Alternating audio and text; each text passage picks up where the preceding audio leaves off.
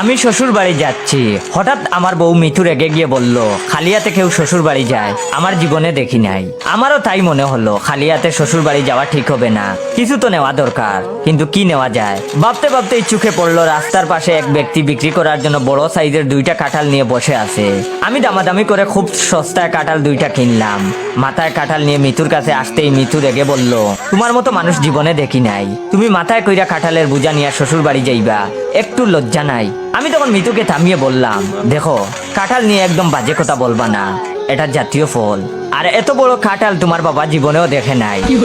কাঁঠাল 2টা বেশ নরম ছিল। কিছুক্ষণ পর বুঝতে পারলাম কাঁঠালের রস মাথা বেয়ে পড়ছে। আমি জিভ দিয়ে হালকা টেস্ট করলাম, মিষ্টি কেমন? ভালোই মিষ্টি। শ্বশুর বাড়ি পৌঁছাতে পৌঁছাতেই সন্ধ্যা হয়ে গেল। উঠানে শ্বশুরি দাঁড়িয়েছিল। আমার মাথায় কাঁঠাল দেখে থপদা খেয়ে ফেল ফেল করে চেয়ে আছে। হয়তো এত বড় কাঁঠাল আগে দেখেনি। আমি ঘরে কাঁঠাল রেখে বাইরে আসতেই দেখি 2 শালিও তাদের জামাই আসছে। তারাও 2টা করে কাঁঠাল নিয়ে আসছে। তারপর ফ্রেশ হয়ে সবাই মিলিয়ে গল্প করছিলাম কার কাঁঠালের কত দাম। এর মধ্যেই রাতের খাবারের জন্য শাশুড়ি ডাক দিল। 3 ভাইরা ভাই খেতে বসতেই শাশুড়ি নিজ মায়ের মতো মমতা ভরা কণ্ঠে বলল, এত কষ্ট করে কাঁঠাল আনছো, নাও খাও। বলেই 1 বাটি করে কাঁঠাল আমাদের সামনে দিল। আমরা কাঁঠাল খেতে শুরু করলাম। আমাদের খাওয়া শেষ হতে না হতেই আরেক বাটি করে কাঁঠাল দিয়ে শাশুড়ি বলল, অন্য আরেকটা কাঁঠালের আরেক বাটি আলাদা করে দিলাম, যাতে স্বাদটা বুঝতে পারো।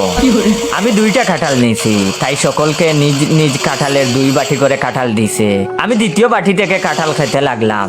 দ্বিতীয় বাটি